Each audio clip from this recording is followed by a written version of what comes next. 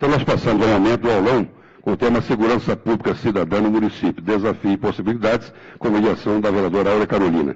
Para ministrar a palestra, a primeira parte do aulão, a professora Valéria de Oliveira. Valéria é professora adjunta do Departamento de Ciências Aplicadas à Educação, DECAI, na Faculdade de Educação da Universidade Federal de Minas Gerais. É pesquisadora do Núcleo de Pesquisa em Desigualdades Escolares, NUPED, e do Centro de Estudos de Criminalidade e Segurança Pública, CRISP. Possui doutorado em Sociologia pelo Departamento de Sociologia da UFMG, com estágio na Florida State University, mestrado em Sociologia e graduação em Ciências Sociais, ambos pela UFMG. Professora Valéria. Valéria, você tem 20 minutos, falou? Ai, meu Deus. Peraí, vou marcar aqui o tempo já. Obrigada. Mas eu deixo você falar mais 5. 5? Então tá, eu vou contar com essa gordurinha. Bom, eu queria agradecer muito a oportunidade aos vereadores, à Áurea, ao Arnaldo e a todo mundo que está aqui presente, ao Capitão Furro, pela oportunidade de compartilhar comigo esse momento aqui. Vou agradecer mais depois, para eu aproveitar melhor o meu tempinho. Então, eu queria começar trazendo uma pergunta, no próximo slide, que na verdade é provocar. Quando eu recebi o convite, eu fiquei pensando, afinal de contas, o que a gente quer discutir quando está falando de segurança cidadã? A próxima. Afinal de contas, segurança cidadã é polícia comunitária? É uma polícia cidadã? É uma polícia de proximidade? É qualquer estratégia de prevenção associativa? Qual que é a noção de segurança cidadã que a gente tem em mente quando está falando em um espaço como esse? Por favor, próximo slide. E aí eu trouxe duas definições que podem ajudar a gente a guiar a nossa conversa hoje. Muito menos do que tentar encontrar a definição oficial de segurança cidadã, a gente vai tentar lidar um pouco com qual a noção que nos orienta. Então, essa primeira é da professora Elizabeth Leeds, que fala que a segurança cidadã ela tem que relacionar, é algo que relaciona a sociedade civil e autoridades de segurança pública. E a Miriam Abramová, em um estudo que discute a violência nas escolas, que é um tema que tem se tornado cada vez mais importante para mim e para a sociedade de uma maneira geral, fala dessa importância de esse modelo de segurança cidadã nada mais ser do que a segurança que deveria existir e que passa pelo envolvimento da cidadania, da cooperação, do conhecer, do aproximar as forças policiais da população, da sociedade organizada, da modernização, da adequação ao papel de preservadora da vida. Passou a ser usado como objetivo de diferenciar-se da segurança pública que não funciona. Portanto, ela não existe. O que ela fala no texto é que essa segurança cidadã é a que devia existir. Essa outra que a gente tem é a que a gente vai tentando melhorar, vai tentando se encontrar. Mas é esse modelo que a gente gostaria de identificar. Então, o que eu trouxe hoje, a próxima, por favor, são, se a gente tiver tempo, duas notas de pesquisa.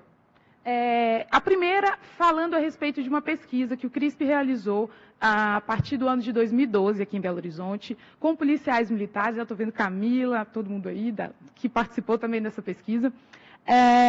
Com policiais militares, e o objetivo era discutir a visão dos policiais militares a respeito dessa definição de policiamento comunitário, que ainda é uma daquelas que a gente mais utiliza nas instituições. A próxima, por favor. Então, a gente tentou, mais um, porque senão não vai dar tempo de passar tudo. Várias estratégias foram selecionadas, a coordenação da pesquisa era feita pela professora Ludmila Ribeiro, que é do Departamento de Sociologia da UFMG, e uma das estratégias foi a construção de um survey. Esse survey contava, então, com a entrevista, com a aplicação de questionários a 592 policiais de 19 companhias, e 13 companhias sem estratégias de policiamento comunitário aqui de Belo Horizonte. A ideia foi construir uma amostra que fosse representativa da polícia militar, dos batalhões, companhias, aqui da cidade naquele momento. E a abordagem, a estratégia utilizada foi isso. A gente ia até a companhia no momento da chamada de instrução e conduzíamos a aplicação dos questionários. Bom, próximo slide, por favor. Num trabalho que eu, professora Ludmila, e o Vitor Neiva, que é um pesquisador do CRISP também, doutorando da Sociologia na UFMG, nós construímos, a partir da análise desse survey, que contou então com 592 policiais, a gente analisou as informações a respeito da definição que esses policiais de linha de frente tinham acerca do que é policiamento comunitário. Então, a confusão, não a confusão, mas a dificuldade de definição em relação a esses termos não é só nossa, é também própria dos profissionais. A gente tem dificuldade de lidar e de saber, de fato, em que consiste o policiamento comunitário. Então, a gente apresentava 20 estratégias de policiamento utilizadas pela Polícia Militar naquele momento, algumas delas classificadas mais como um serviço policial, que não necessariamente era tão próximo do modelo de polícia comunitária, outras que não seriam vistas como policiamento, como nem estratégia policial, como, por exemplo, associações de bairro, associações de moradores, participação nessas atividades, e outras que seriam, sim, classificadas como sendo atividades próprias de polícia comunitária. Próximo slide, por favor. E o que a gente encontrou? A gente tentou construir um indicador somando todas as possíveis respostas a essas 20 estratégias de policiamento elencadas naquele questionário.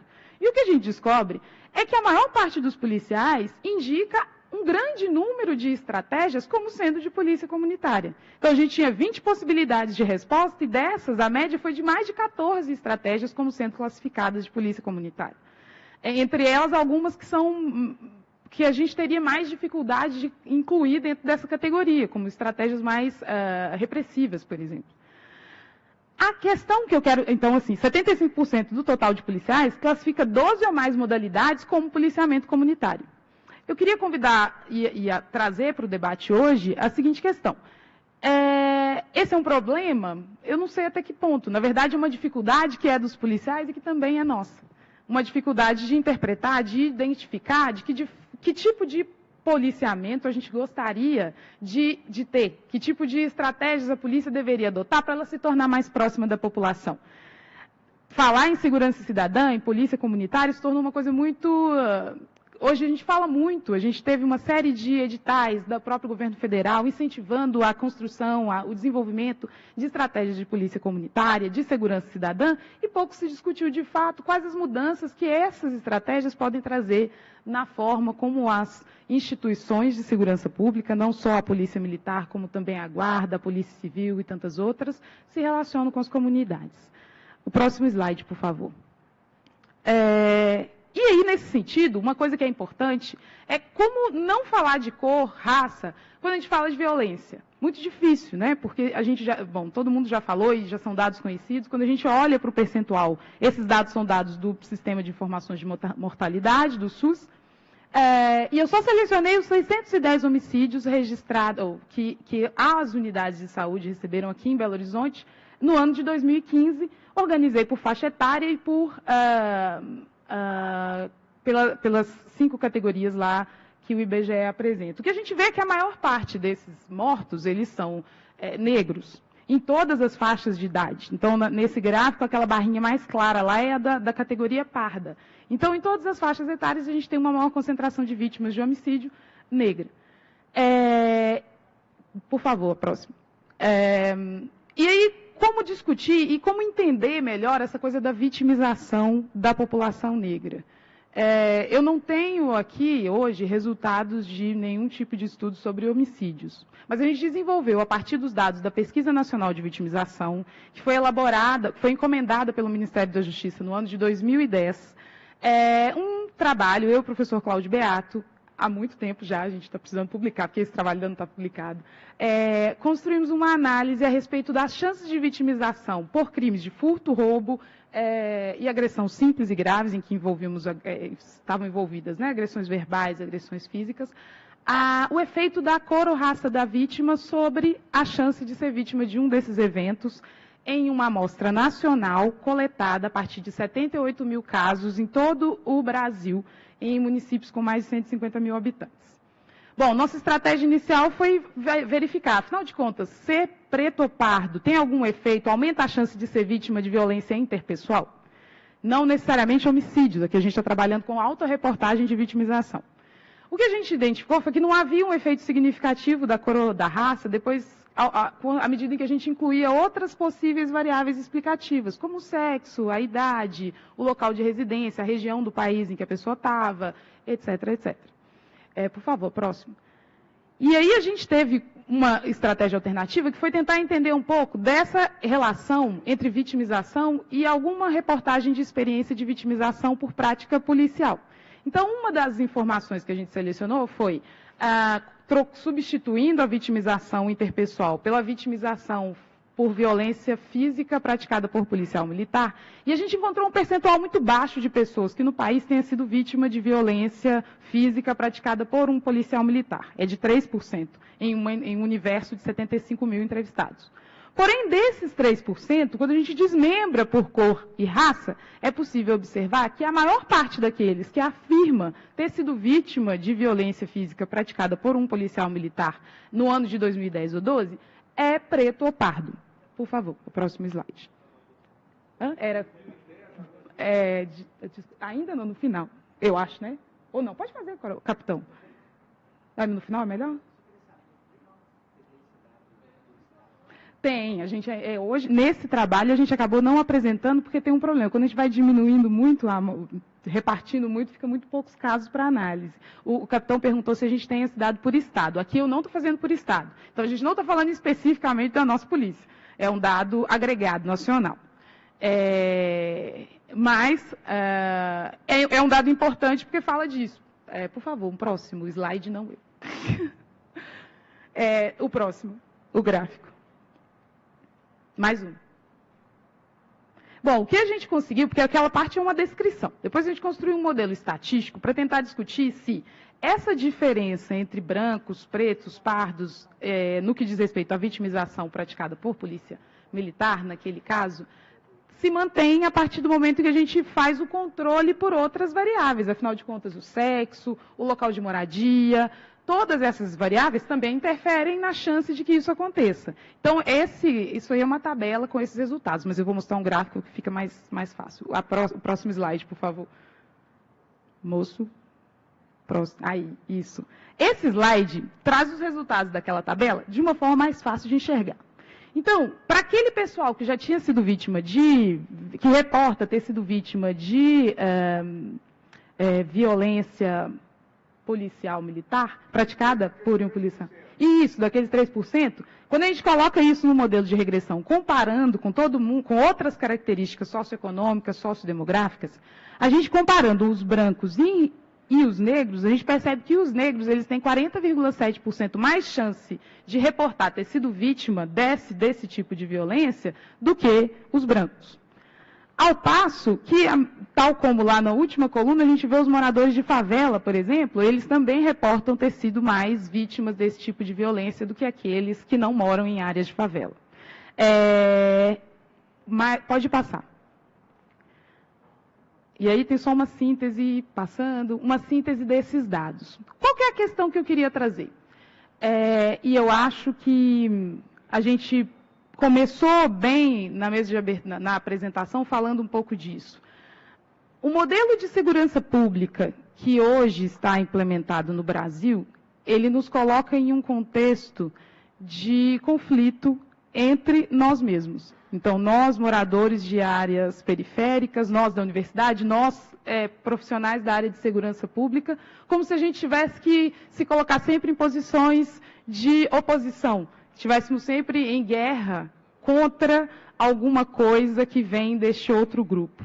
E eu acredito que o mais importante seja trazer para o debate a importância de que essas iniciativas, tais como as que acontecem aqui nesse espaço, elas se reproduzam em larga escala, para que a gente consiga trazer para o debate todo mundo. Tanto os alunos, os jovens, os profissionais de segurança pública, de todas as categorias, a universidade, os movimentos, para discutir até quais são os contextos que geram esse tipo de resultado, que não é o esperado e que não é o adequado para ninguém.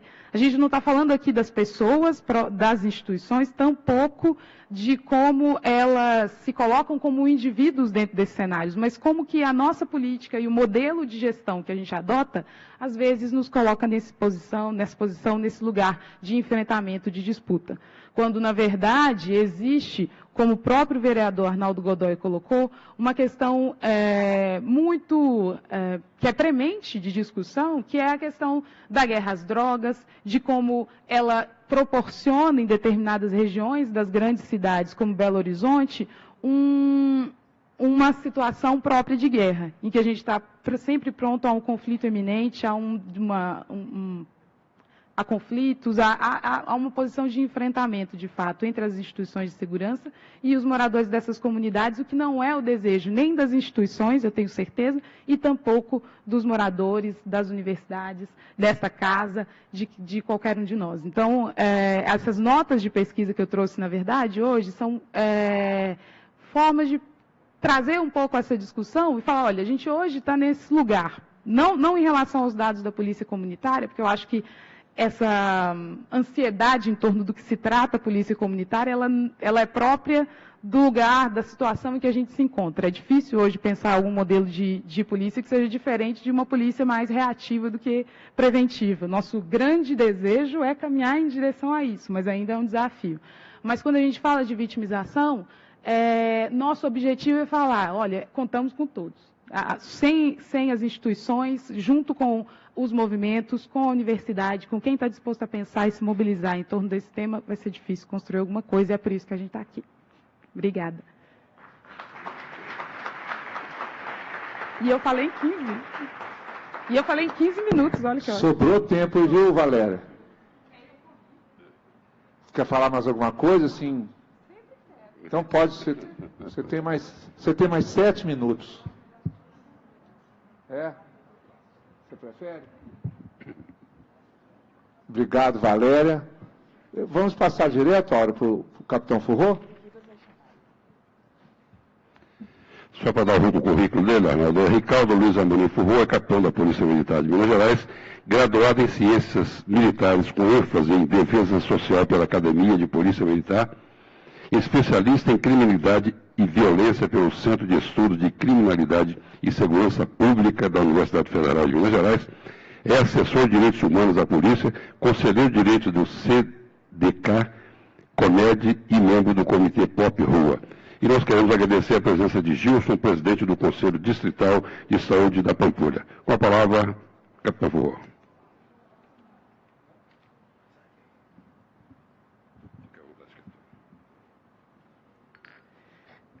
Bem, obrigado. Meu nome é Capitão Furró, como ele disse, né, eu sou assessor de Direitos Humanos da Polícia, e eu vim aqui falar um pouquinho, né, sobre essa construção de que seria uma segurança pública cidadã. Mas, antes de agradecer, né, eu acho que eles comeram uma parte do meu currículo, porque não é relacionada à segurança pública, mas eu também sou graduado em Letras e mestre em Literatura Brasileira e queria parabenizar o Binha e a Nívia pelo que eles falaram aqui, né?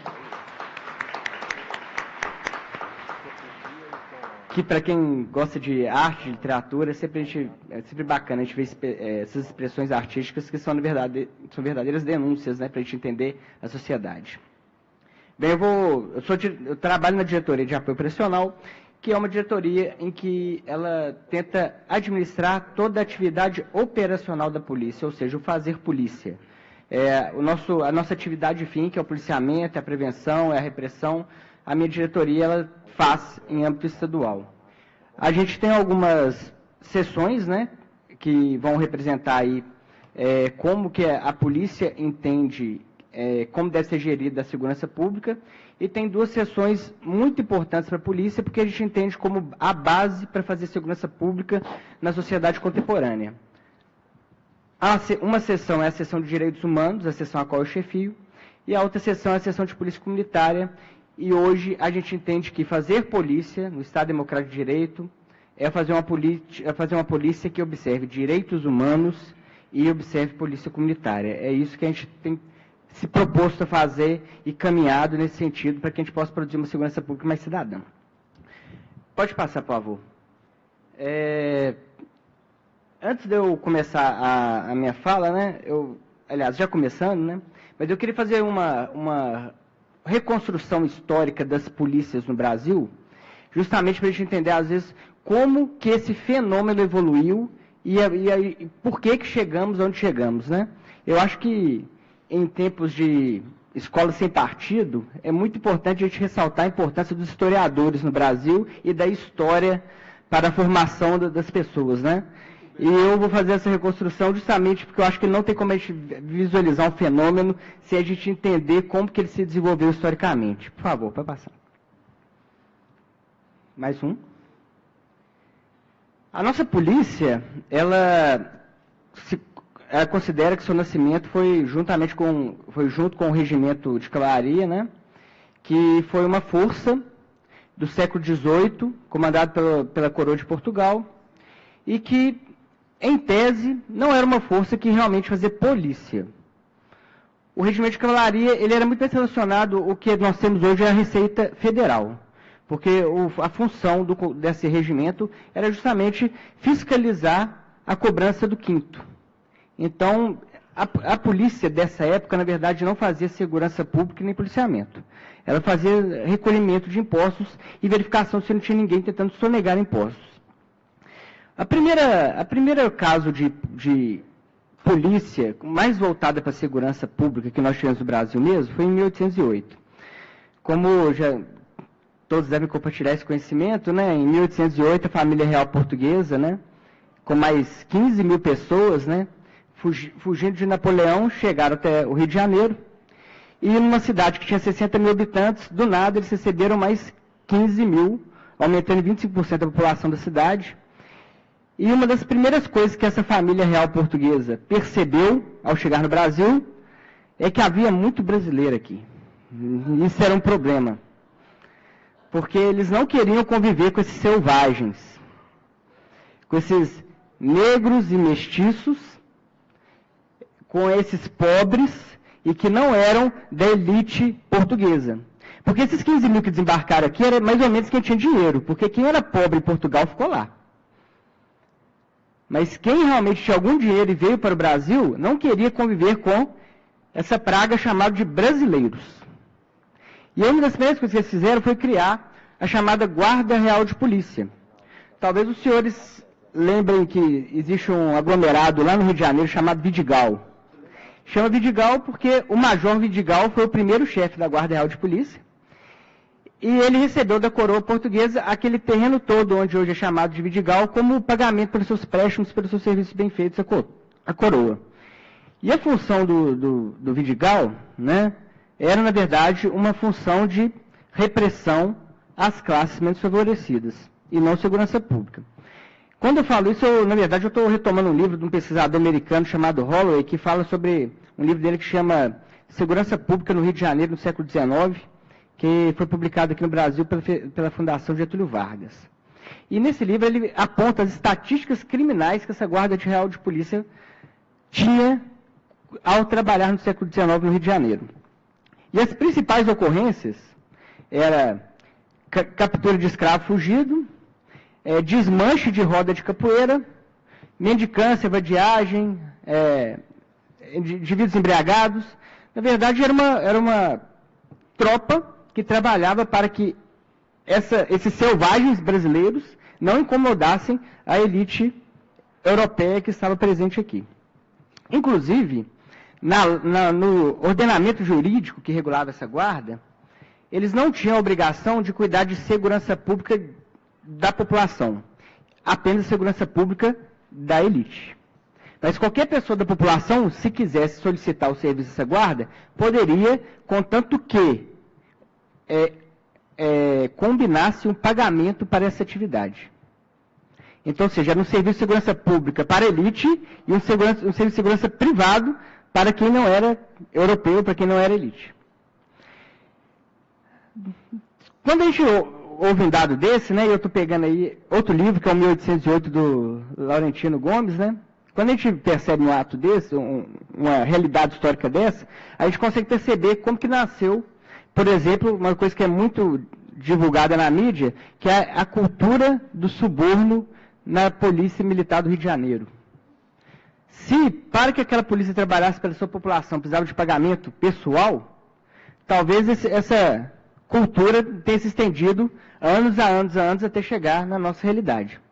Então, por isso que a gente deve pensar nisso.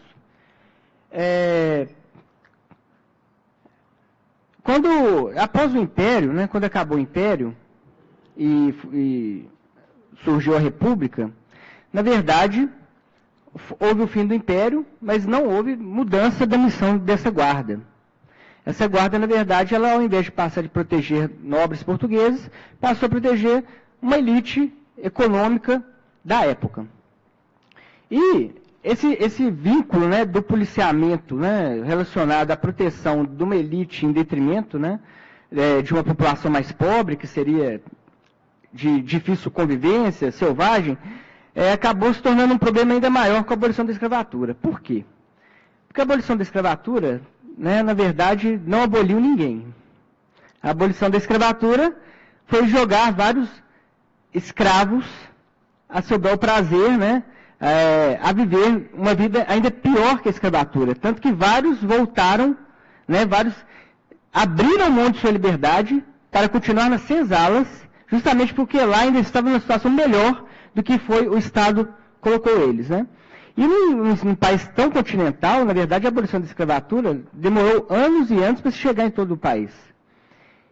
A escravidão aconteceu até 1920 em determinados lugares do Brasil. Então, a gente ainda tem um traço de uma cultura escravocrata muito forte nas nossas veias, né? E a gente percebe que, às vezes, o racismo que está presente na sociedade é muito razão dessa herança escravocrata aí, que foi uma constituição de como que a nossa sociedade aconteceu. A Polícia Militar, né, de Minas Gerais, nessa época, e até 1965, ela, na verdade, ela não fazia segurança pública também. Ela era um exército do Estado. Ela tinha um dever de defender o Estado de ameaças externas, né? E a gente pode ter visto a atuação da polícia, pelo menos na Revolução de 30, 32, todas as revoluções que ocorreram, a polícia tinha uma função muito mais de exército do que realmente de segurança pública. Só que em 1965, depois do início da ditadura militar, as instituições de polícia militar do Brasil passaram a fazer o policiamento preventivo e repressivo nas ruas. E aí houve, né, uma mudança de função e uma adaptação de um novo entendimento do que era a sua missão constitucional.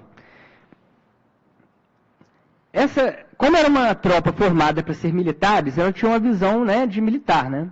E a visão de militar é uma visão de guerra e de inimigo, né? Não é uma visão de cidadania, segurança pública e promoção de direitos.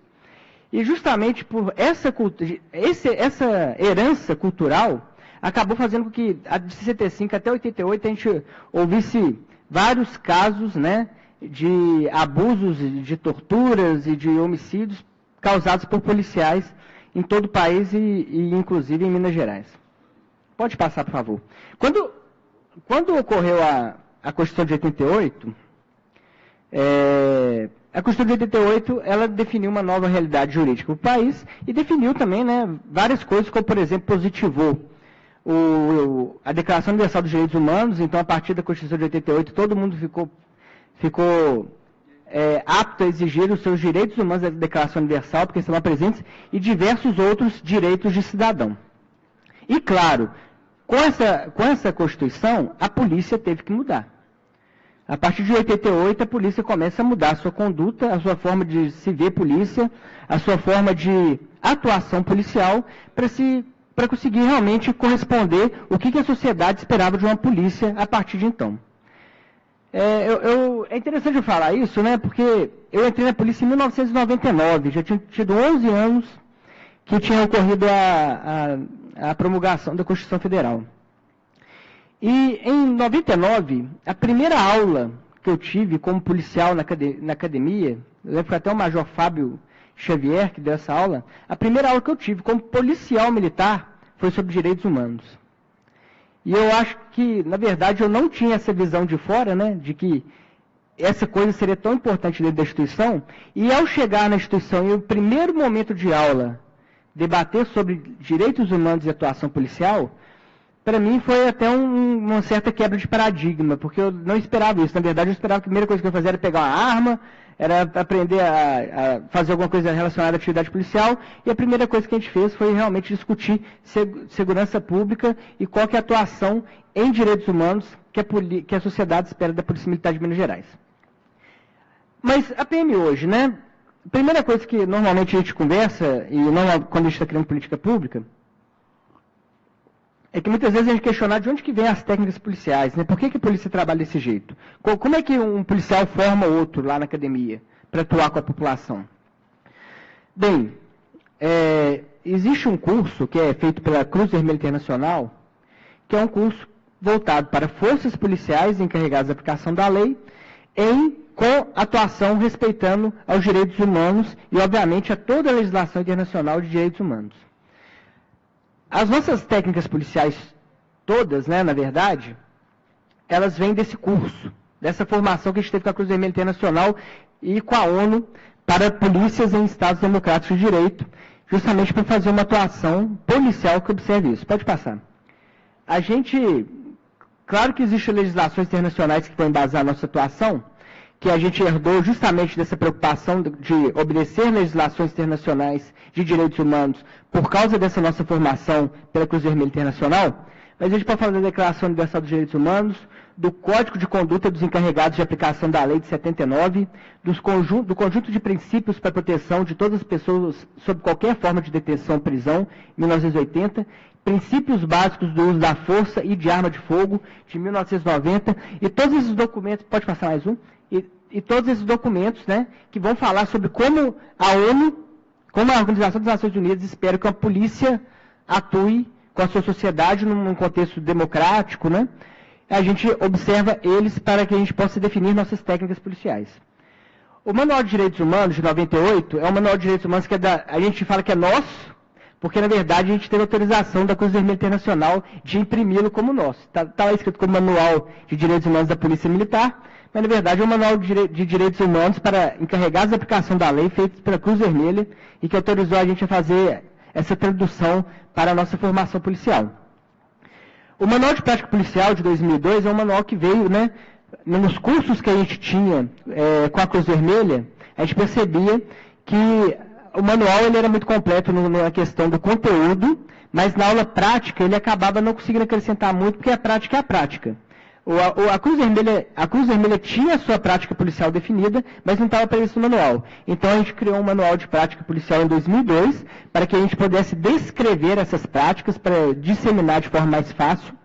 E já em 2010, a gente começou a aperfeiçoar esse manual de prática, revogando ele e indo mais a fundo em várias atividades policiais e várias atuações policiais. E a gente criou uma série de cadernos doutrinários, que são 14 ao todo hoje, e que vão falar de várias coisas relacionadas à atividade policial. Desde a busca, blitz, policiamento com cães, tudo obedecendo, né, e tentando embasar pelas legislações internacionais de direitos humanos e pelas recomendações que a gente acata aí do Comitê da Cruz Vermelha Internacional. Ou seja, né, o que eu posso passar para os senhores, né, que nessa busca por uma segurança pública mais cidadã, em que o policial militar tenha uma atuação mais cidadã com a população, as nossas formações e o nosso conteúdo programático, ele é totalmente voltado para esses dois pilares que eu falei hoje da Polícia Militar, que é a segurança, que é direitos humanos e polícia comunitária, que são as duas coisas que embasam as nossas origens. Mas, claro, existem erros, existem policiais que violam direitos, existem policiais que cometem equívocos e ilegalidades, e a gente sabe dessa situação e concorda que isso ocorre, e infelizmente, né? Eu fico muito feliz de ver uma pesquisa do Dado Nacional falando que 3% só da população fala que já teve algum problema com a polícia. Apesar de que ainda assim, né, a gente viu o dado que se você for negro, você tem 40% a mais de chance de acontecer isso com você. Mas se a gente pensa, né, que pouca gente, 3% eu considero um número pequeno, 3% da população, melhor seria se fosse zero. Mas 3% da população, se ainda está sofrendo agressão policial, eu fico até um pouco mais aliviado, porque a nossa polícia tem essa prática cidadã, Eu conheço algumas polícias militares do Brasil. Eu acho que as polícias militares são muito distintas, assim como os estados são muito distintos. Às vezes a gente acompanha notícias, por exemplo, como exemplo apenas, de acontecimentos em São Paulo e no Rio de Janeiro, e a gente toma como se isso fosse uma coisa daqui, mas a nossa realidade é um pouco diferente de São Paulo e do Rio de Janeiro. As culturas institucionais são um pouco diferentes, né? E tanto que a gente percebe que várias instituições policiais militares de outros estados que ainda não têm sedimentado um conhecimento maior, principalmente estados do Norte e do Nordeste, quando eles vão aprender a fazer polícia e fomentar suas políticas públicas de segurança pública, de polícia militar, eles normalmente procuram a gente de Minas Gerais para que a gente possa passar nossos manuais, nosso conhecimento, trazê-los para cursos, justamente para que eles possam pegar nosso modelo como um parâmetro aí. Você tem mais 5 minutos, capitão. Ok, vou ser mais breve então. Então, o que eu acho importante é que todo mundo separe o que é vontade pessoal da vontade institucional. O policial que comete uma ilegalidade, ele não fez isso porque a instituição mandou ele fazer. Inclusive, ele sabe muito bem qual é o ordenamento jurídico que ele está inserido e o que ele pode e o que ele não pode fazer, que isso é ensinado no curso. Agora, se ainda assim ele comete algum ato irregular, esse policial, claro, tem que ser responsabilizado. Acho que foi a Samira que falou sobre a questão das corregedorias e do medo, né, de uma pessoa ir lá e se manifestar. Bem, eu já fiz várias apurações, né, envolvendo denúncias contra atitudes irregulares de policiais militares. E uma coisa que eu percebo é que, apesar de eu estar 18 anos na polícia, 18 anos fazendo esse tipo de investigação, eu nunca vi uma represália feita por um policial militar. E não é porque ele é bonzinho, não. É porque eu acho que ele sabe que se acontecer alguma coisa com aquela pessoa, o primeiro suspeito é ele.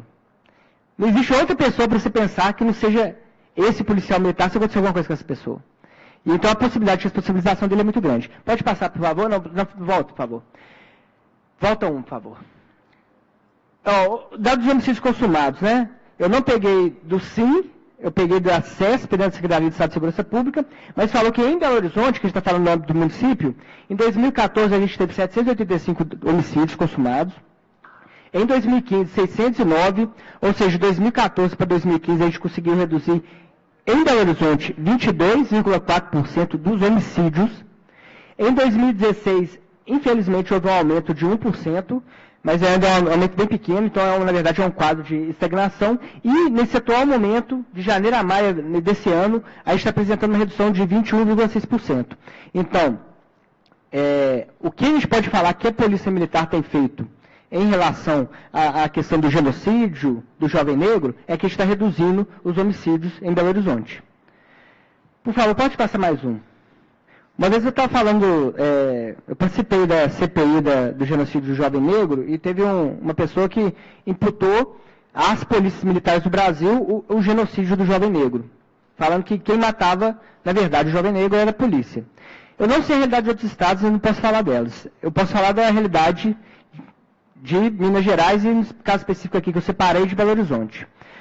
A atuação policial, casos em que o policial atua e há uma letalidade, que o policial tira a vida de uma pessoa em ocorrência.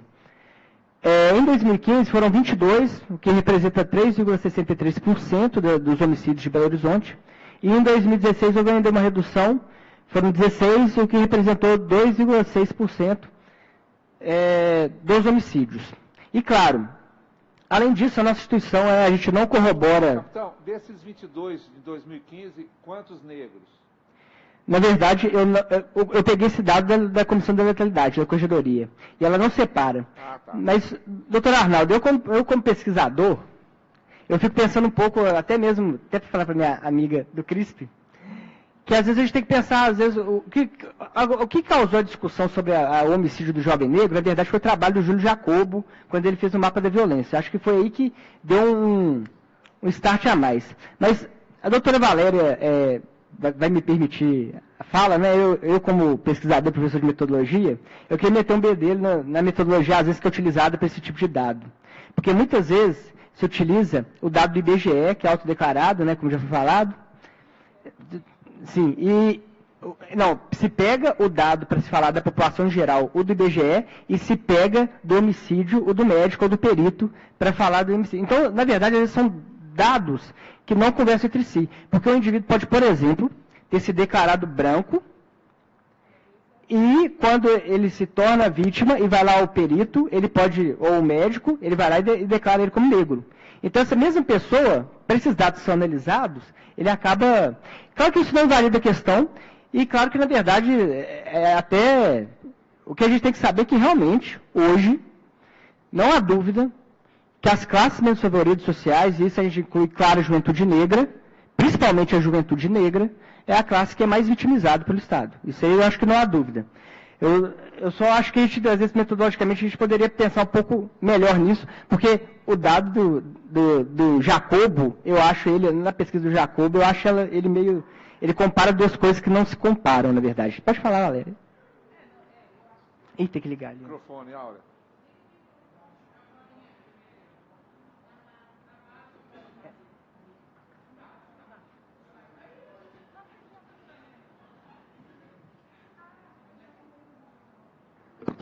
Fala aqui, Áurea. Essa é uma questão complicada, né? Mas eu acho que é isso. Quando a gente tem os dados da saúde, isso fica um pouco menos complicado. Que é o caso daqueles dados que eu apresentei né? A gente pega do sistema de informações de mortalidade. Então, é uma classificação da vítima, né? Do óbito, do morto, né? Daquele que está ali naquela situação. Então, isso fica menos evidente. Claro que numa pesquisa como a de vitimização é autodeclaração. Mas com os dados da saúde a gente tem isso como sendo uma coisa mais confiável. E que eu acho que era um dos... Mas aí depois eu vou falar, né? Porque era um dos pontos que eu acho que a gente precisa discutir, e aí metodologicamente isso é importante, que é a inclusão e é poder contar com mais informações de raça quando a gente fala das informações sobre a ocorrência. Que é um debate que precisa aparecer mais, né? Porque é isso, a gente tem muitas informações sobre os homicídios, os registros, mas não tem dados sobre a cor, a raça daquelas vítimas. Né? E não só de raça, né? A gente também tem problema com a orientação sexual, a gente tem problema com várias outras coisas que precisa ser debatido mais, né? E que realmente acaba que o boletim de ocorrência, às vezes, ele não fornece todos os dados.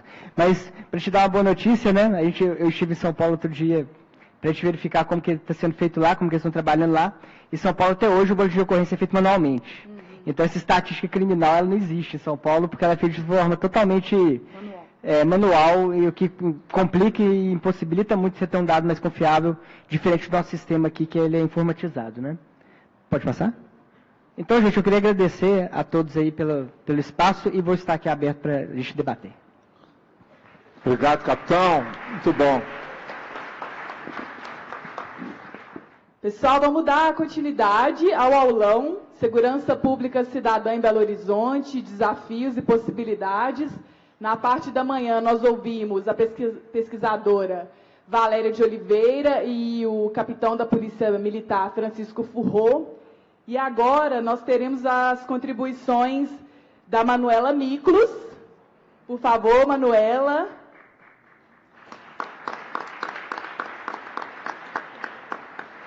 E da Ariane Gontijo. Por favor, Ariane.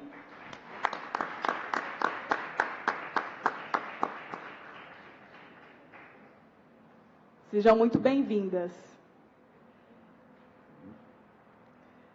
Então, vou apresentando a Manuela, inicialmente. Ela é mestra e doutora em Relações Internacionais pelo Programa de Pós-Graduação em Relações Internacionais Santiago Dantas, Unesp, Unicamp e PUC São Paulo. Especialista em Defesa, Paz e Segurança. É parte do Programa para a América Latina da Open Society Foundations.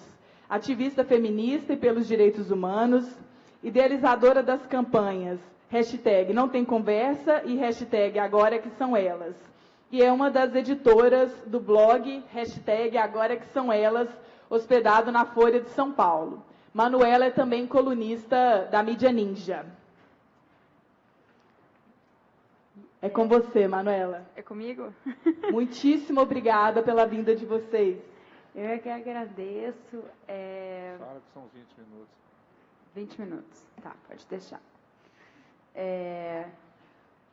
primeiro, eu fico muito, muito honrada, claro, com o convite. Né? Onde a Áurea chamar, eu vou. Basicamente é isso. Onde vocês chamarem, né? Onde o mandato de vocês. E vim aqui falar de um lugar de quem trabalha com América Latina. Então, tentar dar um zoom out e tentar olhar um pouco para o que vocês estão discutindo hoje, desde manhã, para a segurança cidadã, a partir de um olhar regional.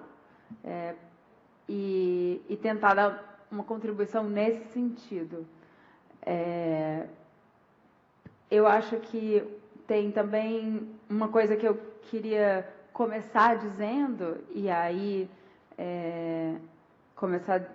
começo por aí, porque sou uma menina branca privilegiada, vindo aqui falar sobre segurança cidadã no nosso país.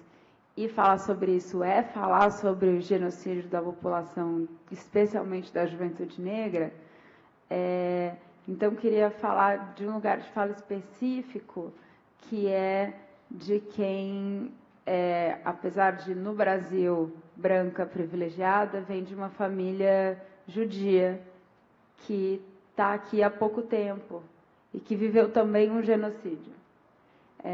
E que faz questão de dizer isso para que a gente perceba os paralelos históricos. Então, eu queria começar por aí. É estigmatizando que começa, e é invisibilizando, e é criminalizando, e é a partir da violação de direitos humanos, e aí depois disso é o encarceramento, e aí depois disso é o extermínio. E é a morte física e simbólica do que ser de uma maneira. Então, eu, apesar de, olhando para mim, no nosso contexto, evidentemente não ser vítima disso, venho de uma experiência de quem foi e vejo os paralelos. E, então, gostaria de começar reconhecendo esses paralelos e dizendo que o que a gente está fazendo aqui é tentar não reproduzir a história neste grau de tragédia. Né? Uma outra coisa que eu acho que é um preâmbulo importante e que faz um gancho com que como a Áurea terminou a sessão da manhã, estamos falando de direitos humanos. E existe um falso dilema colocado no nosso país entre segurança pública e direitos humanos. Isso não existe. E reproduzir esse dilema interessa a poucos que têm muitos recursos. Então, a gente tem que dissolver isso. E a gente sabe, porque o policial que está na ponta sabe disso. E aquele que é parado pelo policial também.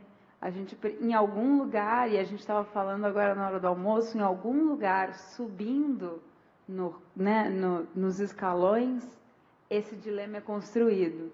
E a gente precisa achar onde é que está isso e dissolver. Porque quando a gente fala sobre segurança cidadã, é exatamente isso. É exatamente uma tentativa de renomear, e os nomes importam, para que a gente consiga dissolver essa oposição que está fazendo a gente refém de duas agendas supostamente opostas que, ano que vem, podem fazer um estrago terrível.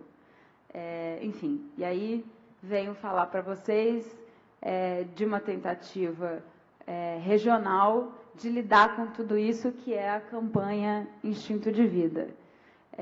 A Open Society Foundations, que é uma organização de filantropia que trabalha no mundo todo, tem para a América Latina duas prioridades que são indissociáveis. Violência, e aí violência na sua forma mais extrema, que é o homicídio, e democracia. E quando a gente começou a falar sobre isso há 4 anos atrás e imaginou essas prioridades, a gente estava olhando para uma América Latina que teria a ensinar para o Norte e que seria um laboratório de novas experiências. E é tão bom estar aqui sentada vendo realmente ser, mas isso tem sido cada vez mais raro. Então, agora a gente está falando sobre homicídio e a gente está falando sobre, enquanto enfrentar essa realidade, recuperar a fé, recuperar a nossa confiança nas instituições democráticas. E, para mim, o caminho é esse, ocupando.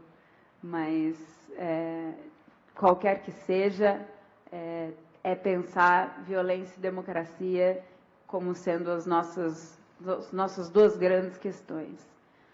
O que a gente está propondo, e aí a gente somos mais de 30 organizações, ONGs, na América Latina inteira, é reduzir em 10 anos, em 50%, os homicídios na nossa região. É ousado, né? E a gente precisa entender um pouco do tamanho do problema para entender por que eleger esta grande luta. Nos 7 países em que essas ONGs estão, então a gente está falando de Brasil, Colômbia, El Salvador, Honduras, México, Guatemala e Venezuela, estes países concentram 35% dos homicídios do mundo. A gente está dizendo que a gente vive na região mais perigosa do mundo. Síria, Oriente Médio, né? Territórios em guerra, a guerra é aqui. Então, a ideia é olhar para isso como isso é. Temos um problema crônico de violência, dinâmicas violentas que a gente não sabe direito como combater, mas que a gente sabe que é a nossa principal luta neste momento. E aí, juntos, fomos elegendo, ainda que a gente não saiba como combater, que a gente não tenha uma receita, e aí que seja aplicável, e que seja eu vir aqui e dizer, pronto, vamos resolver assim, a gente tem sim alguns princípios e alguns aprendizados conjuntos, regionais, que a gente sabe que funcionam, e que a gente precisa trocar para que a gente possa avançar nessa meta, que é ousada, e no enfrentamento dessa questão. E aí tem 6 princípios que eu acho que dialogam muito com o que apareceu de manhã e com as tentativas que estão sendo desenvolvidas aqui, com tudo aquilo que está sendo pensado para Belo Horizonte e para outros lugares do Brasil, e que o que eu venho dizer também tem sido pensado e tem sido proposto a partir deste lugar de fala da sociedade civil organizada para os governos da América Latina toda. Então, a primeira coisa a gente precisa de políticas públicas com base em evidência. A gente sabe que os recursos são limitados, a gente sabe que a vontade política nem sempre é significativa, mas a gente sabe também fazer diagnóstico, e a gente tem evidências à disposição, dados, e se a gente não tem, a gente precisa trabalhar para ter. Então, existem várias iniciativas, o Protocolo de Bogotá é um deles, também mais um esforço regional desenvolvido por uma série de organizações não governamentais, pelos ministérios de saúde, de defesa, dos países da região toda, para tentar produzir dados sobre homicídio que sejam comparáveis. Né? Então, a primeira coisa a gente precisa trabalhar a política pública com base em evidência. e agir. Se a gente não tem a evidência, a gente precisa falar seriamente, honestamente, sobre como construir dado, para que a gente saiba o que a gente está enfrentando e consiga desenhar políticas para esse enfrentamento.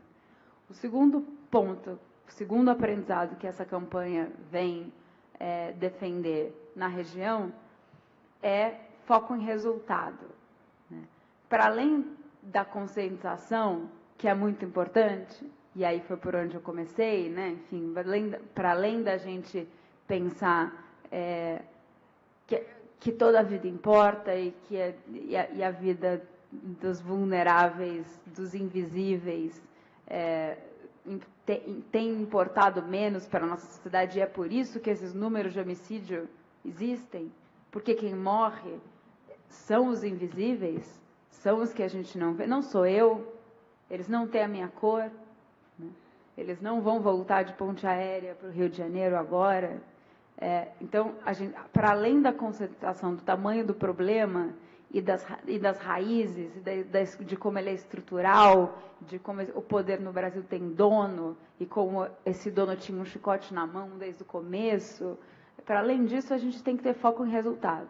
A gente tem que ter política pública que pense avanços reais e que tenha metas. E isso é importante. Isso caminha junto com a conscientização. Então, tem desnaturalizar o homicídio, desnaturalizar a negligência diante daqueles que morrem, e, junto com isso, desenhar políticas eficientes com metas para enfrentar esse problema.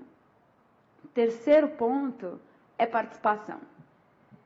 Não existe nenhum milagre, não existe nenhuma receita.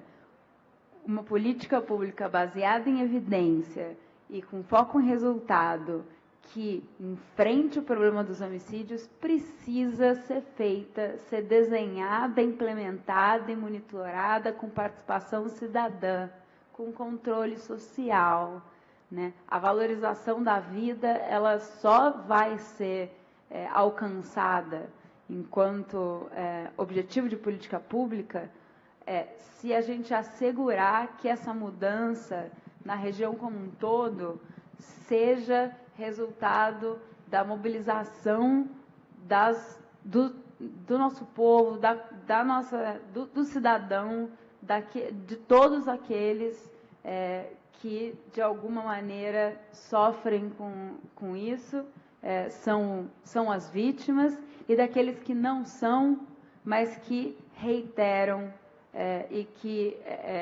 reificam essas dinâmicas violentas. O quarto ponto para isso é garantia de acesso à justiça e ao devido processo legal. Não existe redução de homicídio, não existe segurança cidadã se a gente não tiver métodos adequados, né, de acesso à justiça, se a gente não respeitar direitos fundamentais, se a gente não tiver uma justiça comprometida com a redução de homicídios, se a gente não tiver uma justiça comprometida, se a gente não pode, por exemplo, para falar sobre o Brasil, perder coisas como a audiência de custódia, porque ela não funciona direito. Ela não funciona direito. Se você for... a minha experiência carioca, por exemplo, é assistir uma audiência de custódia e ver branco sendo mandado para casa e negro sendo mandado para Bangu. É essa a experiência.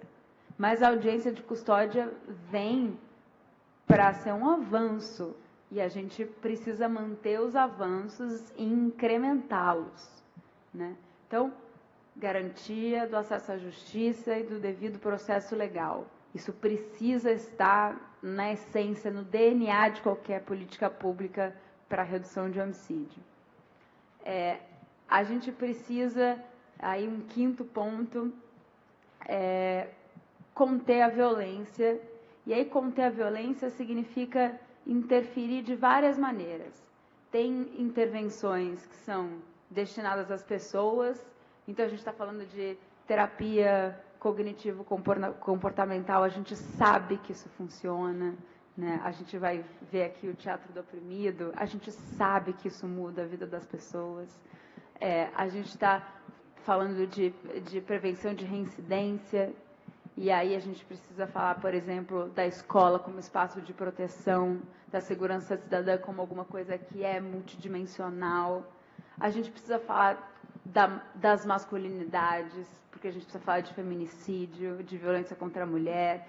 A gente precisa falar de dissuasão focalizada, que é um nome que é o limiar entre você saber o policiamento, aonde ele deve ser feito, mas você não fazer o que os americanos chamam de profiling.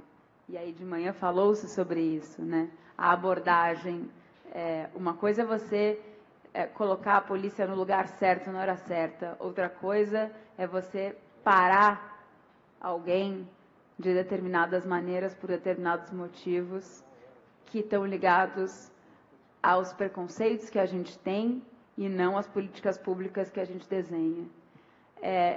Tem a mediação de conflito, que é fundamental. Então, tem uma série de intervenções destinadas às pessoas. Tem também uma série de intervenções que são desenhadas para os lugares, né? E aí, o que a gente chama de hotspots, né? Tem os pontos quentes da cidade. E todo um cuidado que é preciso ter para policiar e aí, mais do que policiar, para garantir a presença do Estado, porque a presença do Estado não é só a polícia, nesses lugares. Porque a gente precisa não estigmatizá-los, mas a gente precisa fazer desses lugares vulneráveis menos vulneráveis. Então, uma série de intervenções urbanas nos bairros que a gente sabe que são bairros que vivem situações delicadas, para fortalecer a integração social, para recuperar os espaços públicos, né, para levar equipamentos públicos. Então, uma série de intervenções destinadas aos lugares. Tem também uma série de intervenções que são destinadas ao que a gente chama de facilitadores. Aquilo que cria condição para que a violência aconteça e se perpetue. Então, arma. Gente, um cidadão armado é um cidadão em risco. Ele não é só o outro que está em risco, ele está em risco. E aí eu vou dar um exemplo também carioca da realidade que eu experimento, mas que é a mesma realidade que eu acabei de conhecer na Guatemala, por exemplo. Os policiais fora de serviço estão morrendo em escalas absurdas. Por quê? Porque o policial fora de serviço é um cidadão armado. E aí ele está submetido às mesmas dinâmicas violentas que qualquer um de nós, só que ele tem uma arma na mão. E aí ele reage, e aí ele morre. Então, assim, medidas para evitar que as armas cheguem aonde elas estão chegando, e aí falando de um país que está, neste momento, lutando pelo Estatuto do Desarmamento, uma das nossas maiores conquistas. E não só aqui, a Venezuela, por exemplo, tinha um Estatuto do Desarmamento inspirado no nosso, incrível. E aí, não vou nem começar a falar da Venezuela, porque os desafios deles são tantos, mas para mostrar que isso é algo, um desafio regional, mas não só lidar com o álcool, lidar com a regulação do álcool em determinados lugares, em determinados horários, enfim, drogas. Precisamos falar sobre drogas, precisamos falar sobre a regulação do mercado de drogas. Então, sabemos que existem facilitadores da violência que uma política de segurança cidadã precisa enfrentar. Tem uma receita? A gente sabe como? Não. Mas a gente sabe que não falar disso não é, de verdade, enfrentar o problema. E aí, por fim, tem intervenções que estão ligadas às instituições, ao sistema de justiça, à melhoria, à reforma da polícia, né, a lidar com o sistema educacional como sistema de proteção, então a prevenção precoce, a lidar com a família, a levar a saúde, né, a entender redução de danos como algo necessário. Então, lidar com o entorno e as instituições, o entorno de onde a violência se dá e as instituições lá presentes. Então, a campanha, ela parte dessa ideia de que existe um menu de coisas para ser feitas, né?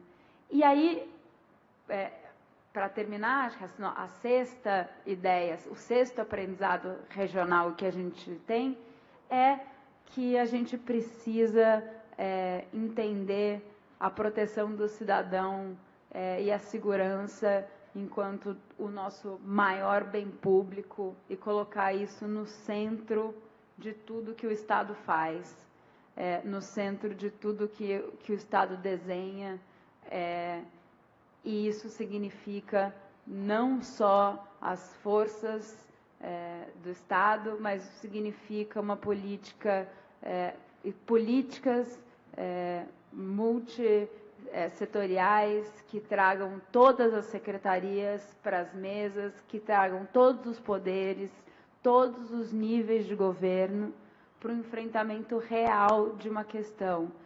De novo, vivemos na região mais perigosa do mundo.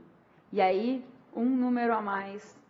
No Brasil, especificamente, vivemos num contexto em que só 8%, esse é um dado do Instituto Sou da Paz, que é um dos parceiros dessa campanha, só 8% dos casos de homicídio desse país resultam em processos criminais. Uma das coisas mais seguras que a gente pode fazer nesse país é matar alguém. Nada vai acontecer com você, provavelmente. Então, assim, a gente está vivendo uma situação que está naturalizada porque são os invisíveis aqueles que são vítimas, mas a gente precisa desinvisibilizá-los, a gente precisa dar voz e a gente precisa trazê-los para cá, para que eles ocupem esses espaços, e nós que ocupamos, a minha geração não, mas nós que ocupamos esses espaços elite, nós brancos, precisamos colocar a nossa voz, que a gente sim sempre teve, a serviço desses aprendizados todos. Então, enfim, o que eu acho que eu trago para vocês existe um esforço regional propositivo que traz ideias de como enfrentar essa questão, que propõe trocas entre esses países, porque as nossas realidades são muito similares. Eu venho fazendo conversas como essa em muitos outros países, em outras línguas, a mesma, e muitas vezes a gente não está falando do negro, mas a gente está falando do indígena como invisibilizado, mas as realidades são as mesmas. Então, venho falar de um contexto que é preocupante, mas venho falar de uma sociedade civil organizada forte, capaz de trazer uma campanha com esse nome, que é positivo. A gente não está falando de morte, a gente está falando do instinto de vida, e venho dizer para vocês que nada mais bonito do que vir deste lugar da sociedade civil organizada, trazendo propostas e ser bem recebida por uma casa legislativa. Então, pensemos juntos, porque eu tenho certeza que a gente sai disso. Obrigada, Aura.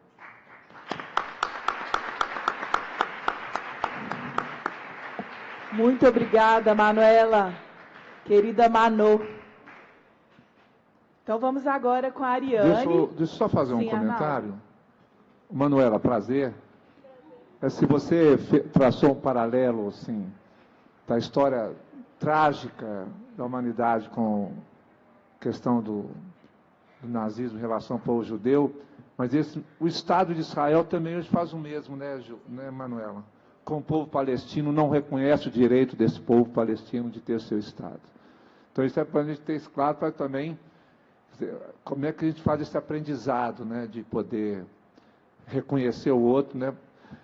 E também, assim, em determinado ponto da sua fala, assim, como combater isso. Esses 6 pontos que você apresentou são básicos, são fundamentais. Agora, está em curso também um processo de luta, por exemplo, na Venezuela, golpe que se instala aqui no Brasil, em Honduras, em Salvador, na Argentina. Quer dizer, há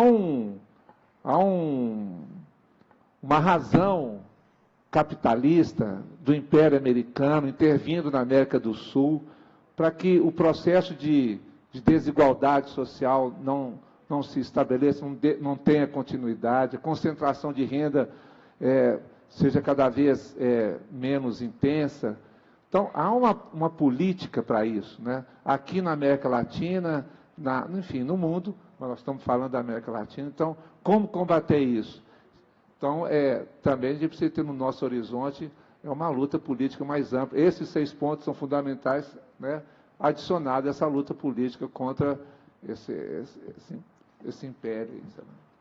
Eu acho que uma breve reação, sim, para o comentário sobre o Estado de Israel. Eu acho que eu falei do lugar de fala de judia e queria dizer que eu acho que a minha família veio da Hungria e veio para cá e Israel não me diz nada. Ainda bem. Não me diz nada. Ali não é um lugar para onde eu queira voltar. De lá eu nunca vim. E aquele espaço nunca foi meu, nunca deveria ter sido reclamado como nosso. Então, só para deixar isso. Muito bem, Manuela. Só para deixar isso claro. Enfim, se eu tenho para onde voltar, eu tenho para onde voltar para cá, porque Belo Horizonte é bom demais. E aí eu acho que uma segunda coisa sem dúvida, e por isso eu comecei falando sobre 2 agendas indissociáveis: violência e democracia. E também por isso falando de um lugar da sociedade civil organizada latino-americana. Claro que sofremos desse drama que é estar tão perto dos Estados Unidos, mas tudo isso são aprendizados nossos e que temos que dividir entre a gente, saber a quem interessa a perpetuação da violência, saber que romper com essas dinâmicas é algo que a gente tem que fazer entre nós, porque interessa a nós, e que a agenda democrática, né, a democracia está sim em xeque na nossa região, em uma série de lugares. Se não está em xeque de maneira evidente, como na Venezuela, ou como a gente vê aqui, está em xeque a partir da erosão do sistema democrático pelas franjas. Está em xeque quando em El Salvador se propõe a pena de morte, está quase passando. Está em xeque quando na Guatemala eles tiveram em 2013, em 2015, foram para a rua e numa agenda, a gente tem muito a aprender com a Guatemala, numa agenda de combate à corrupção, fizeram disso a questão número 1 do país. E na semana passada o Congresso, legislando em causa própria, literalmente, aprovou uma lei dizendo que todos aqueles que tinham algum tipo de pendência com a justiça relacionada à corrupção teria que pagar uma multa equivalente, se a gente fizer as contas de hoje a $2.000 e está tudo bem. Então, assim, existe o enfrentamento que precisa ser feito à violência e esse enfrentamento é indissociável da defesa da defesa da democracia, da recuperação da crença nas instituições democráticas e da valorização da participação. E aí isso, seja em contextos extremos, em que a gente vê as instituições democráticas se dissolverem diante de nós, seja em contextos em que ela está erodindo de maneira sofisticada, mas também em xeque. Muito bem, Manu. Ariane Gontijo é doutoranda em Sociologia pelo UFMG, mestra em Bens Culturais e Projetos Sociais pela Fundação Getúlio Vargas, especialista em História e Culturas Políticas e especialista em Políticas Públicas, ambas pela UFMG. Mediadora de conflitos, com formação pelo Instituto de Mediação e Arbitragem do Brasil e pelo Polos UFMG. Graduada em Psicologia pela PUC Minas, professora da disciplina Mediação Comunitária do curso de Mediação, pela Mediare, Diálogos e Processos Sociais, pesquisadora associada do Instituto de Estudos da Religião, o ISER, atua há mais de 12 anos na área de gestão pública, especialmente na coordenação de programas públicos e projetos sociais, e na prestação de serviços de consultoria e realização de cursos de formação sobre implementação, monitoramento e avaliação de políticas públicas, com foco nos seguintes temas: direitos humanos, mediação comunitária, acesso à justiça, prevenção às violências, enfrentamento à violência contra a mulher, tráfico de pessoas e segurança pública cidadã. Bem-vinda, Ariane, muito obrigada. 20 minutos. O Arnaldo está dizendo que você estudou com o Arnaldo quando era criança, tá bom. Foi minha aluna, por isso que chegou aí. Tá, né? Ótimo. Essas coisas desses currículos, elas são absolutamente constrangedoras, eu me sinto. Bom, Ariane, né? Primeiro, boa tarde a todas e todos. Estou muito grata em estar aqui e feliz demais por ter ouvido e visto e experimentado mais uma vez os caminhos com os quais a gente deveria tratar no campo da segurança pública cidadã, enfim, desde 2004, 2005 que eu trabalho com isso, que é tudo que eu assisti aqui, né? Tudo que eu vou falar são termos técnicos e críticas a partir de dados, de insucessos, de fracassos. Mas o que representa o porquê que não dá certo, né? Assim, porque eu estou realmente num cenário de estudo no doutorado de muito pessimismo.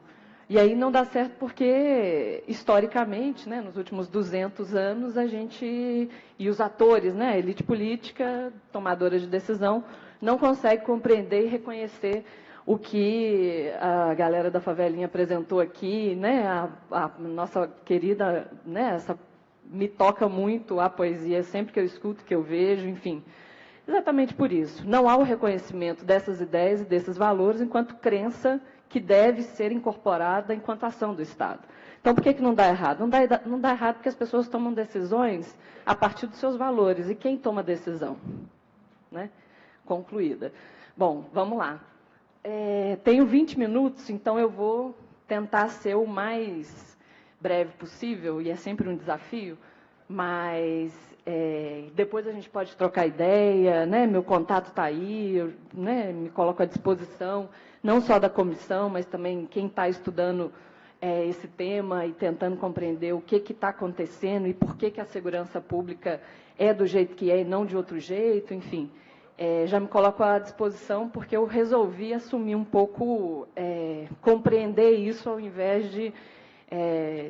eu só critico, né? Mas eu também trabalhei um tempinho, vamos dizer assim, né? Então, é bom quando a gente trabalha dentro da estrutura, né? Porque aí hoje eu me sinto mais legítima, às vezes até para fazer uma boa crítica fundada, né? Foram quase 10 anos dentro dessa estrutura, que eu não pretendo voltar nunca mais, de segurança pública. Bom, pelo menos nos próximos 20 anos, viu? Estou sendo bem honesta. Pode passar. Para quem eu falo? Ah, aqui, ótimo, maravilha. Bom, de manhã eu imagino que o capitão Fourreau e a... Ah, pode ser, até para ficar mais confortável, né? Pequena... Água.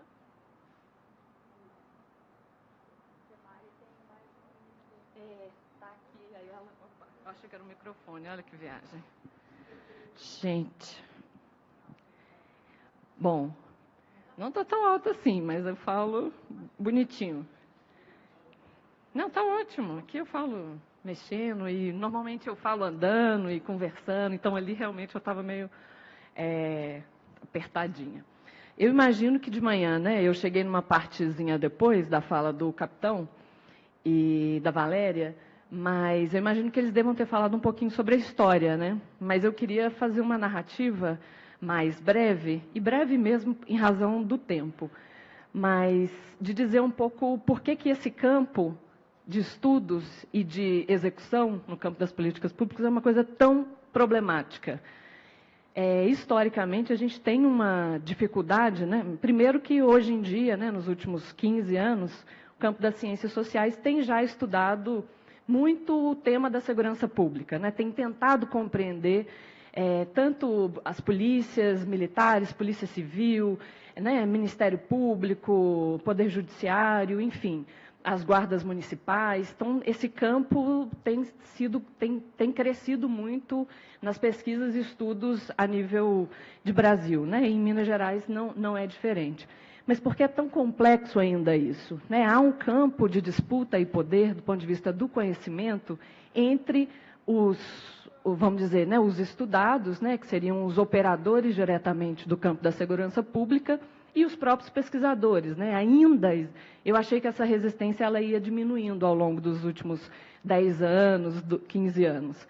Mas não, ela tem retomado, né? Nos últimos 2 anos, então, eu tenho assistido e participado de muitas discussões nesse campo, e ela está realmente retomando um campo acirrado, assim. Então, isso complica, porque a gente perde a nossa capacidade de estudar o fenômeno, de estudar o problema e de identificar o que está acontecendo, né? Assim, por que as coisas estão continuadamente dando errado?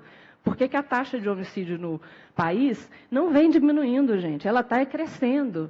Né? Então, assim, o que está acontecendo? Assim, não dá para a gente sair com casos e pequenos projetos e pequenas experiências e apresentando que a coisa está boa. A coisa não está boa. As instituições elas estão perdendo lugar, força, capacidade de gestão, de organização, e os dados só estão crescendo. Nunca se prendeu tanto e nunca se matou tanto no país como na atualidade. Eu vou falar um pouquinho desses dados. Então, eu queria só localizar vocês, porque é um campo em disputa. Né? Assim, é um campo com muita pouca harmonia do ponto de vista de debate conceitual, e isso é necessário. Então, essa plateia aqui ela é fundamental porque ela reúne uma diversidade de experiências, de conhecimentos, e isso aqui é que precisa produzir o que a gente quer e o que a gente quer conceber enquanto ideia, valor e crença no campo da segurança pública, pelo menos aqui em Belo Horizonte, Minas Gerais, né? Quiçá Brasil, mas façamos por aqui. Bom, pode passar.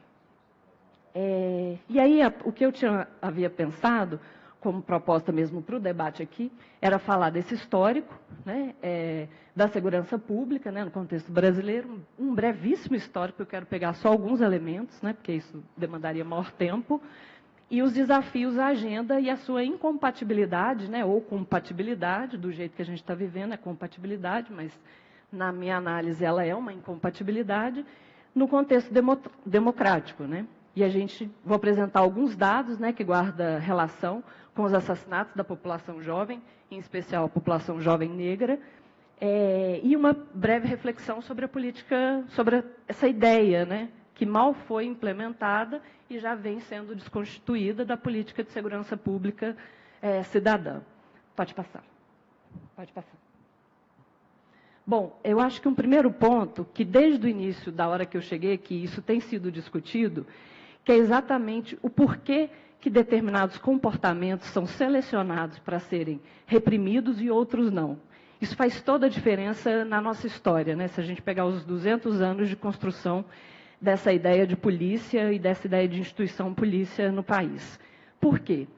Identificar e compreender o que é o crime e o que é o comportamento criminoso vai determinar qual vai ser a ação e a tomada de decisão dos atores da elite política que constrói determinada política pública.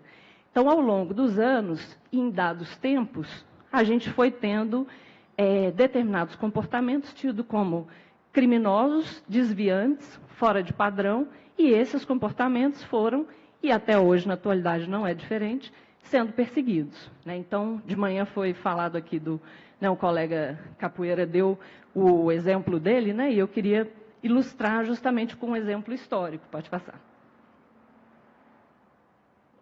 Que é um período, para fazer um resumão, assim, para vocês compreenderem. No Brasil, essa ideia de polícia, ela data do período colonial, só que ela institucionalmente passa a existir com a criação da Intendência Geral de Polícia em 1808. E com a chegada da família real, né, toda fugida de Portugal para cá, eles trouxeram a Guarda Real, né, e que tinham figuras absolutamente truculentas e violentas no seu modus operandi de polícia. E aí, quando a Intendência Geral de Polícia é constituída no país, ela não tinha o que hoje, e ao longo dos 200 anos, foi se organizando em termos de polícia e de segurança pública. Ela tinha uma função maior, né, de regulação da ordem, de questão de iluminação, enfim, ela tinha um poder e uma função muito mais ampla do que, ao longo dos anos, ela foi se especializando. E aí, por que eu estou trazendo isso? Para dizer para vocês que o crime e o entendimento do que é comportamento criminoso importa, porque esse entendimento vai consolidar qual é o valor e a ideia dos atores que tomam decisão. E aí, quando você cria uma instituição de regulação, à época do entendimento de desordem, você vai começar a fazer o quê? A regular determinados comportamentos que aquela sociedade vai entender como não apropriada. E aí eu queria dar um exemplo da norma, o que é norma e o que é prática social. Por exemplo, tipo, 1831, a gente teve uma vedação, né, constitucional, do ponto de vista de lei, que era inviabilizar o comércio de escravos no transatlântico, né? Assim. E aí, legalmente, né, proibido. E essa prática, ela era comum, até hoje. E aí, o que acontece é que essa prática ela não era regulada, nem controlada, nem vigiada, nem tampouco punida. Por outro lado, os capoeiras, a prática da capoeira, ela não era tida penalmente como um crime. Ela foi ser tida como crime um ano depois da abolição da escravatura, se não me engano, em 1890.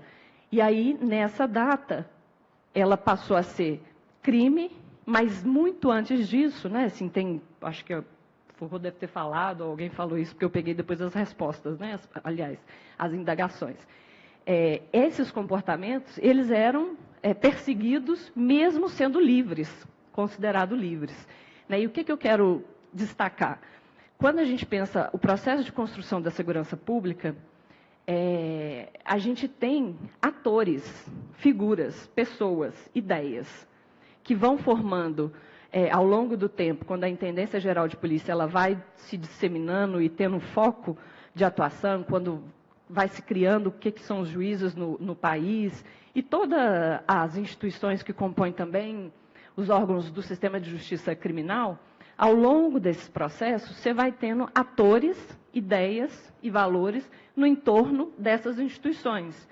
E o campo da segurança pública, diferentemente do SUS, né, assim, da política de saúde, ela não tinha um consenso do ponto de vista de debate, de luta por garantia, por conquista da consolidação de uma política única de segurança pública. Você tinha e você tem vários interesses envolvidos na ordem da dimensão de cada uma dessas instituições, né? E isso é que foi organizando, historicamente, o que é a política de segurança pública no Brasil hoje. Né? A gente não teve, nem em 88, né? Eu sempre falo isso, assim, a Constituição de 88, no campo da segurança pública, ela foi uma acomodação de interesses. E o que isso significa? Significa que não houve um debate de qual seria o modelo de segurança pública que nós gostaríamos e que nós queríamos. né? Não houve um debate. Né? Hoje, né, eu vou falar um pouquinho disso também, você tem algumas teses, né, que vão falar o Cláudio Beata e a Ludmila Ribeiro, que é minha orientadora. Eles escreveram um artigo que é muito interessante, recomendo, inclusive, uma discussão importante, que eles vão falar das fraturas, né? Com essa pauta das reformas, desmilitarizar, ciclo único de polícia, o que fazer, né? Com essa coisa que não dá certo, definitivamente. E aí, eles vão falar das fraturas horizontais, verticais e de legitimidade. A de legitimidade, eu podia até ter começado com ela, porque realmente o percentual da população, e isso é geral, que não confia nas instituições policiais é altíssimo. E isso diz da legitimidade da ação. Ou seja, tem um problema, né, entre a execução de uma ação e a legitimidade social, populacional, em relação àquela ação. E aí, a fratura horizontal, ela vai falar justamente daquilo que não funciona. A gente tem uma polícia militar armada, né, na rua, com foco preventivo, mas com arma, com foco de direitos humanos, mas pode matar, né, pelo que eu entendi na parte da manhã. Não pode matar, né, não pode matar. Há métodos e formas mundialmente conhecidos em que você propõe uma abordagem, um tipo de especialidade, você faz treinamento de tiro, você faz treinamento de uma série de técnicas para conter e para garantir a vida. Não pode matar, né? Isso é um primeiro ponto. E aí você tem, né, uma polícia militar com a característica histórica que a gente teve, foi se constituindo, e ao longo dos anos ela foi se tornando uma corporação absolutamente forte, né, do ponto de vista jurídico, mas também institucional.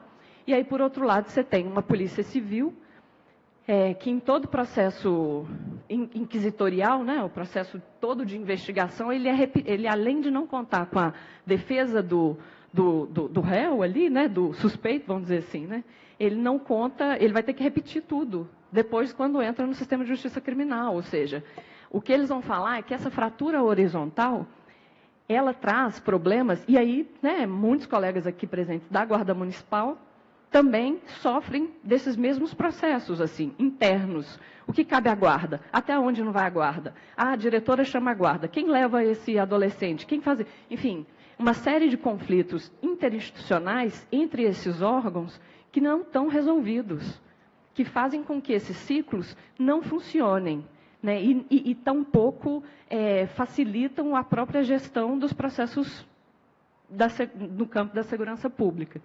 Por outro lado, você vai ter também as fraturas verticais, que é justamente quem manda mais, né? Se você sentar com um policial militar, um sargento, ou um cabo, um soldado, e for subindo as patentes, você vai ter linguagens e diálogos completamente diferentes.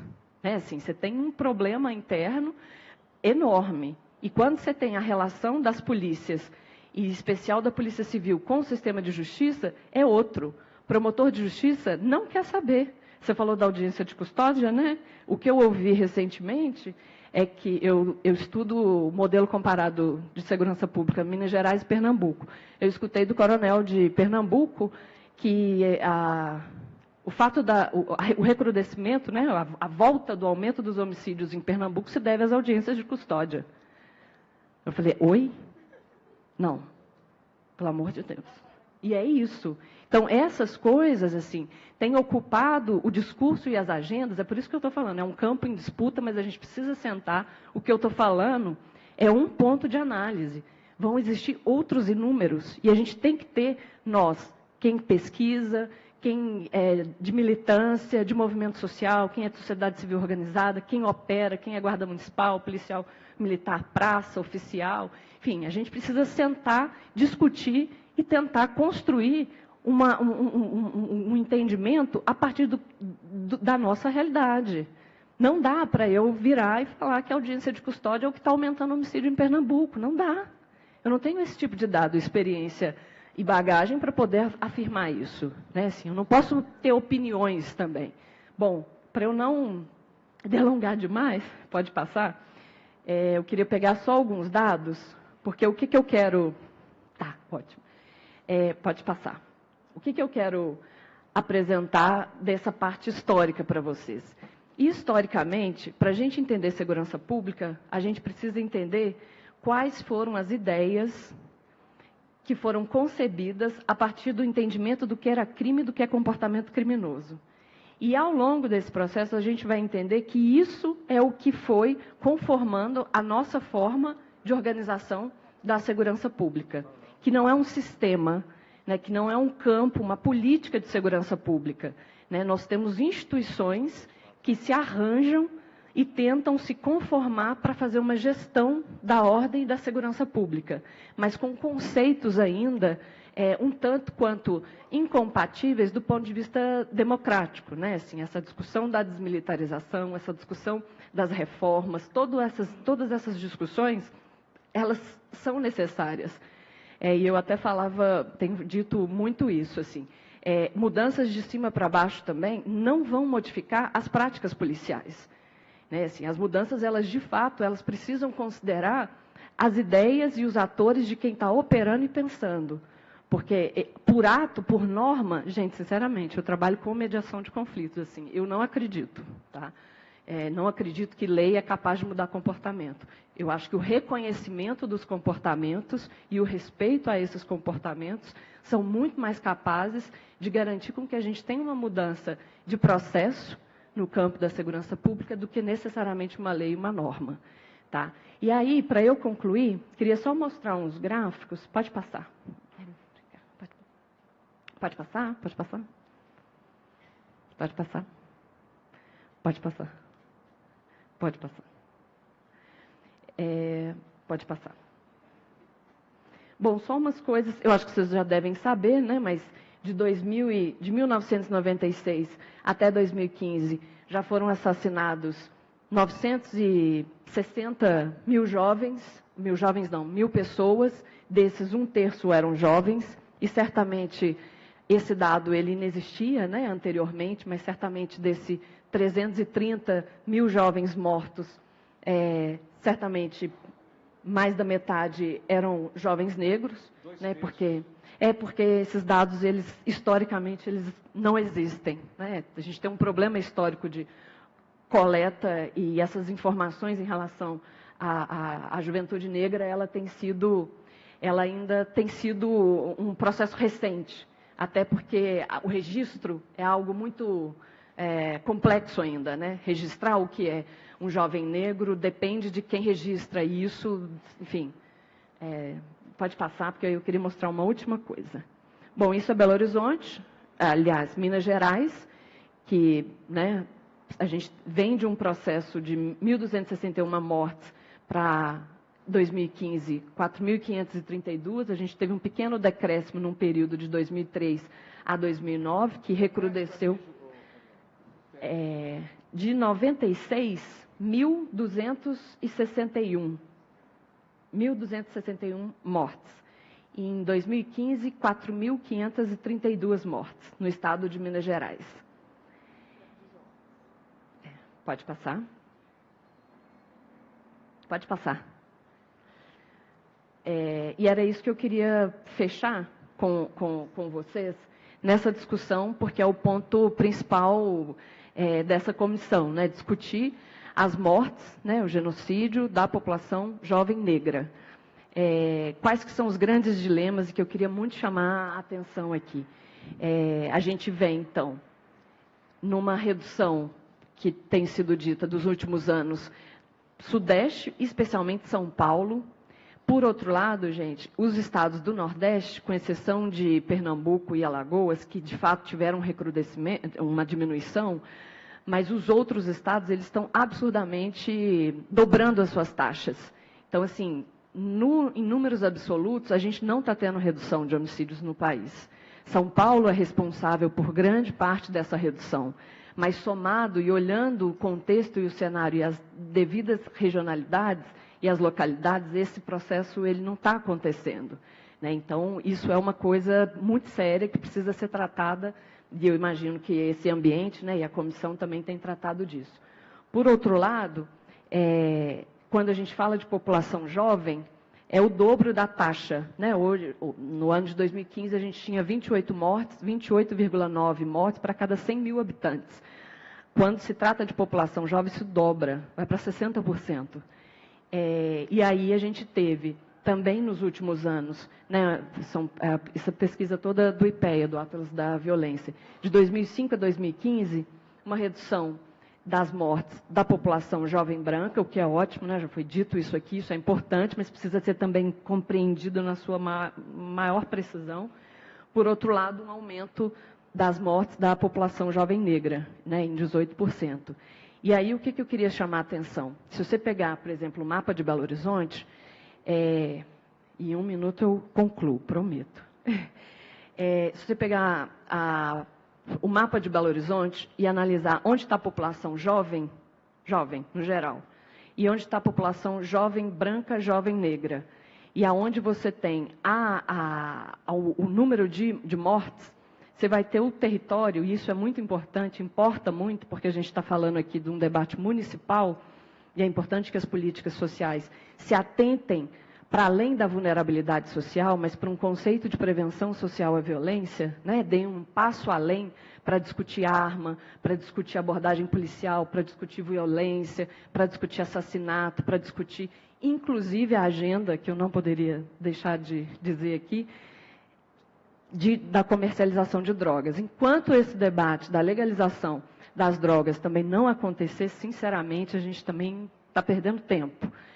A gente já tem algumas teses recentes, até de quem era da segurança pública, estuda a segurança pública, né? O Sapori publicou recentemente um estudo que ele fez e, conclusivamente, eu falei, não acredito, Sapori, você falando isso, né? Enfim, de que sim, precisamos discutir a comercialização, a regularização do comércio das drogas, né? E se a gente não fizer isso, sinceramente, a gente pode demorar 200 anos que essas mortes elas não vão reduzir nunca.